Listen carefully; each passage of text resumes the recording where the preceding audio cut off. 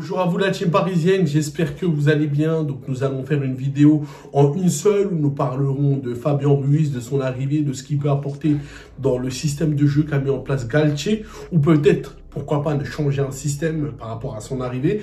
Et nous allons parler aussi de l'analyse graphique. Je suis sincèrement désolé, j'ai tardé à vous faire la vidéo concernant comment le PSG a pu jouer contre Clermont-Ferrand. Donc tout ça dans cette vidéo. Donc nous allons commencer par le sujet de Fabien Ruiz qui sera peut-être parisien, c'est fort possible, par le fait qu'il y a eu des négociations qui se sont faites en amont. La Corriere dello Sport ont rapporté cette information, mais bon, pas beaucoup de personnes ont pris cette information parce que des fois la presse italienne relaye souvent ce qui se passe à gauche à droite et c'est pas forcément des sources fiables. Mais Di Marzio et Fabrizio Romano ont rapporté par la suite qu'il y a eu des négociations qui se sont corsées et que ça va se finaliser par un transfert sec à peu près dans une somme avoisinant 25 millions d'euros. Et par la suite, la presse française aussi se sont mis dedans et ont relayé l'information que Fabien Ruiz, il y avait des négociations qui étaient très avancées avec le PSG et qui sera parisien dans les heures qui arrivent. Donc c'est vraiment une question de temps. Donc nous allons attendre, affaire à suivre. En tout cas, ce que nous pouvons dire au sujet de Fabien Ruiz, de son profil, nous allons l'expliquer, que Fabien Ruiz est un milieu de terrain qui a une grosse densité de jeu, une vraie technicité. Il est quand même grand, il fait 1m89, mais malheureusement, il n'est pas bon dans les ballons aériens. C'est un fait. Mais balle au pied, il est capable de faire beaucoup de choses. C'est un gaucher qui est capable vraiment de casser des lignes. C'est un joueur qui a quand même un volume de jeu avec ou sans ballon. Il est capable de récupérer pas mal de nombre de ballons. Il peut jouer au poste de 6, tout comme au poste de 8. Il peut jouer dans un système à 3, tout comme dans un système à 2. Avec Ancelotti, il avait joué ce système à 2 ou avec les autres coachs qui sont venus par la suite.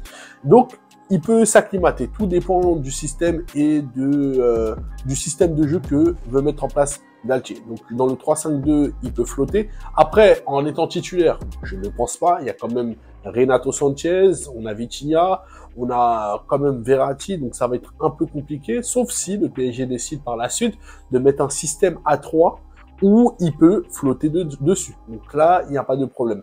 Maintenant, parmi les qualités aussi qu'il a, c'est qu'il peut marquer de loin. Il a un vrai pied gauche. Il est capable de marquer en dehors de la surface de réparation. Donc ça, c'est un avantage, encore plus, d'avoir un milieu de terrain qui peut aider et apporter en termes de statistiques. Il a pu marquer quelques buts la saison dernière avec Naples. Et donc, ça, c'est un point positif. Et pour un joueur qui est grand, il est très habile, comme nous l'avons dit, balle au pied. Parce que normalement, quand on est grand, c'est un peu compliqué, on est loin du ballon. Par exemple, pour un joueur qui est petit comme Verratti, c'est beaucoup plus facile de manier le ballon. Pourquoi? Parce que on tient sur les appuis, on est beaucoup plus proche de la balle en termes de taille. Et donc, c'est beaucoup plus simple. Mais lui, malgré sa grande taille, il fait 1m89, il arrive quand même à pouvoir gérer balle au pied. Il a quand même le jeu espagnol, vous voyez, le jeu académique espagnol qui nécessite de la technicité des jeux dans les petits périmètres, un jeu qui est bien technique, qui est vraiment spécifique au jeu espagnol. Et ça, il peut l'instaurer au Paris Saint-Germain. Maintenant, je pense que pour moi, mon avis personnel, que ça peut être une très bonne recrue pour le Paris Saint-Germain. Maintenant, il faut voir. Si c'est vraiment dans un système A2, je pense pas qu'il sera titulaire. Et si c'est dans un système à 3, si par exemple le PSG voit au fur et à mesure du temps qu'ils peuvent densifier leur milieu de terrain en mettant un 4-3-1-2, ça veut dire comme on jouait le Milan AC en mettant Verratti 6, Verratti peut jouer dans ce système comme faisait Pirlo au Milan AC, dans un rôle de celui qui théâtralise le jeu, c'est lui qui a toute la vision, qui est large, la tour de contrôle, et d'avoir un joueur comme lui qui est capable aussi d'être dans la récupération, et Renato Sanchez. Là, ça sera vraiment complémentaire. Ce serait vraiment un jeu qui est complémentaire, et Messi en tant que 10. Et donc, ça va permettre aussi d'avoir un joueur qui va ainsi permettre aux attaquants de moins redescendre. Parce que on voit quand même que Messi et Neymar redescendent encore. On l'a vu contre Clermont-Ferrand, et donc il faut empêcher cela. C'est que les attaquants puissent redescendre pour être vraiment dans les 20 ou 40 mètres des cages adverses. Maintenant, nous allons voir dans un deuxième temps l'analyse graphique de comment le PSG ont joué contre Clermont-Ferrand. Nous allons voir tout de suite ça maintenant. Je vois que tu regardes encore ma vidéo. Donc, abonne-toi, like, partage pour que YouTube puisse référencer ma chaîne. Je compte sur toi. Et voilà. Donc, nous allons commencer par le système de jeu qu'a mis en place Galtier, son 3-5-2 qui ne change pas et qui monte en puissance de match en match. Là, j'ai remarqué que contre Nantes, par exemple, que le match, il était bien, mais il manquait, les transmissions étaient encore lentes. Il manquait un peu des automatismes, il y avait certaines choses encore qui devaient être améliorées. Mais le match contre Clermont-Ferrand, je trouve qu'il y a eu de l'amélioration réellement. Là, vraiment, les joueurs, ils se sentent de plus en plus à l'aise.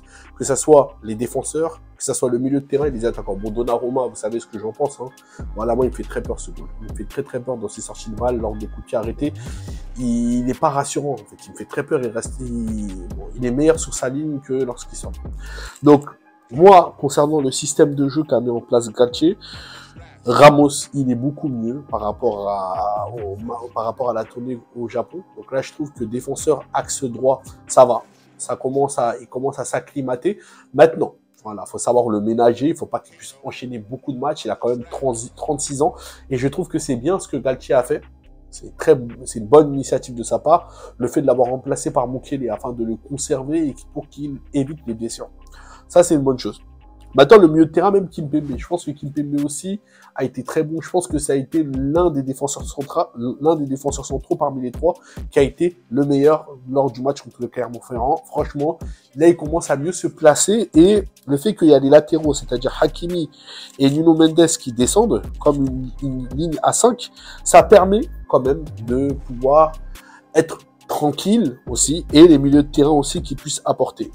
Donc on a vu Verratti et Vitinha, ils ont beaucoup apporté défensivement.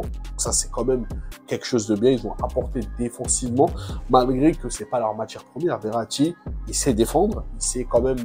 Mais bon, lui c'est plus dans les tacles. C'est vraiment plus dans les tacles qui récupère le plus de ballons. Mais debout, non, c'est pas son point fort. Ça on le sait très bien. Après Vitinha. Voilà, on a vu le carton jaune qu'il a reçu très tôt.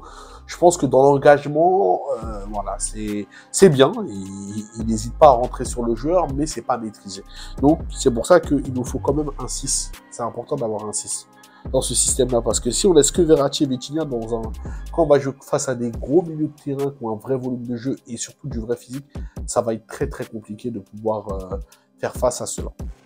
Ensuite, ce qu'on a pu voir aussi, c'est les attaquants, c'est-à-dire Messi, Sarabia et Neymar. Ils ont pu aussi aider. Neymar a pu apporter. C'est ce qu'on attendait. C'est-à-dire, on avait remarqué que lors du jeu sans ballon, Messi était beaucoup plus haut. Parce que voilà, il apporte moins. Et ils savent très bien que Messi il apporte moins en termes de défensif, malgré qu'il a fait des efforts. Et Neymar, il a inversé, c'est-à-dire que c'est lui qui était comme le rôle de 10 quand ils n'avaient pas le ballon. C'est lui qui était beaucoup plus proche de Vitinha et de Verratti. Donc je pense que ça, c'est quand même quelque chose de bien. C'est-à-dire que les joueurs, ils se rendent compte de certaines choses. Et Neymar sait qu'il est en meilleure capacité de pouvoir récupérer des ballons par rapport à Messi. Et il décide de être le joueur qui va aider plutôt le milieu de terrain, avec Sarabia aussi qui, bon, c'est Sarabia vraiment, c'est un joueur qui fait beaucoup d'efforts, et ça on le sait depuis son arrivée au Paris Saint-Germain. Donc nous allons voir maintenant le jeu avec ballon, comment ils ont pu s'organiser le PSG. Donc on voyait que les latéraux, on va commencer par les latéraux parce qu'à la base du 3-5-2 c'est pour mettre plus en avant les latéraux. Ils ont comme un rôle, ils ont une double casquette, comme le rôle d'un latéral, ni ailier. Et donc on voyait que les latéraux, ils montaient très haut. Ils allaient très haut plutôt. Et donc lors de leur montée, ça permettait aux porteurs du ballon, que ce soit ou Messi, ou Verratti, ou Vitinha, lorsqu'ils avaient le ballon, ils avaient plusieurs solutions. Soit de pouvoir la mettre aux attaquants qui sont axiaux, ça veut dire ou Sarabia ou Neymar, ou soit de jouer des appels des latéraux. C'est-à-dire que les latéraux, lorsqu'ils montaient, on pouvait faire une transversale pour pouvoir faire en sorte qu'il y ait un débordement et il y a un centre par la suite. Mais bon. Ça encore, c'est quelque chose encore à travailler, le fait d'avoir un vrai neuf qui puisse récupérer, parce que il nous faut des joueurs qui puissent récupérer des ballons aériens et des ballons aussi qui sont à ras terre, qui sont bien travaillés. Parce que ça, c'est le rôle d'un vrai neuf. Mais sinon, on a pu voir que, en termes d'appel, il y avait beaucoup plus de disponibilité. On voyait que par rapport au match contre Nantes, que les latéraux, ils étaient encore plus capables d'être dans la réalisation. Hakimi, d'ailleurs, a été à l'origine d'un but. Ça, c'est quelque chose, encore un point négatif, un point positif et un point négatif pour Pochettino qui lui, contrairement à Galtier, a très mal utilisé les latéraux, alors que c'est des contre-attaquants, c'est pas des véritables latéraux, c'est des latéraux qui sont plus forts sur le plan offensif, mais lui, il les a utilisés défensifs.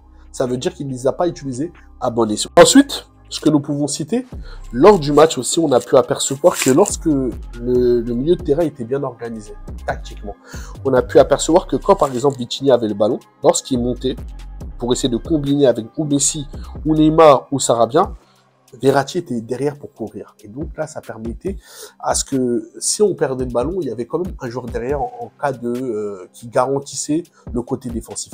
Et donc ça, c'était important. Et on a pu voir aussi que le PSG, lors des pertes de balles, ils pouvaient la récupérer très rapidement. Ils étaient très rapidement sur le porteur du ballon pour l'empêcher de pouvoir relancer dans la verticalité. Et donc, ça a été très bien. Donc le PSG, ce qu'ils ont fait, c'est que lors des pertes de balles, où le bloc montait. Ça veut dire que on voyait vraiment les milieux de terrain qui étaient très proches de Messi ou de Neymar.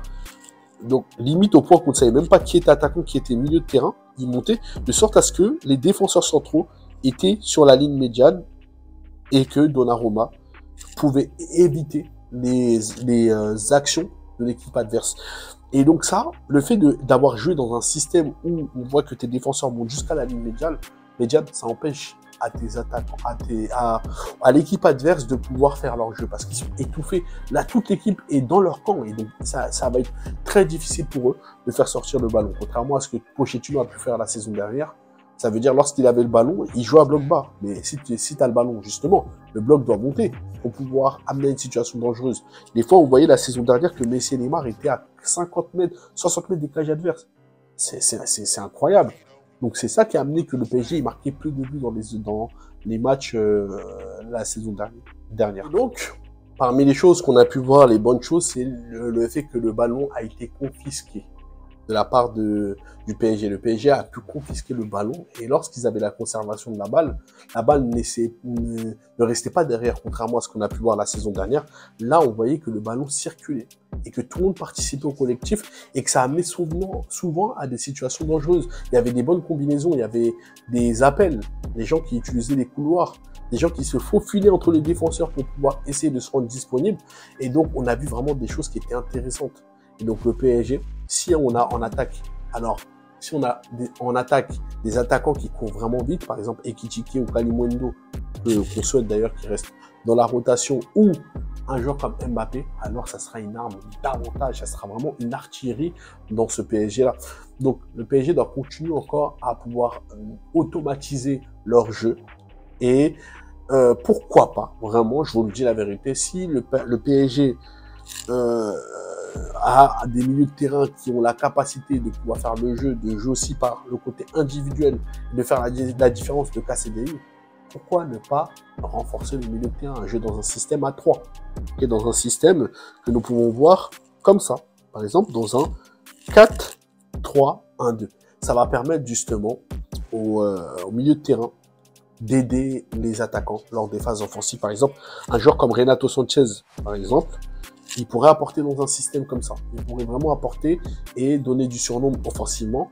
Ou, par exemple, un Fabien Ruiz aussi qui peut être à la réalisation. Donc voilà, dites-moi en commentaire ce que vous pensez au sujet de la vidéo que j'ai faite. Donc voilà, tout ça en commentaire. N'oubliez pas de vous abonner, c'est très important afin que YouTube puisse référencer ma page et qu'il puisse la mettre en avant et que je rentre dans l'algorithme. Et surtout, n'oubliez pas le pouce bleu et d'activer la cloche lorsque je reçois des vidéos comme ça, au moins, vous serez avertis. Donc voilà, passez une bonne soirée à vous et allez parier. Tchuss.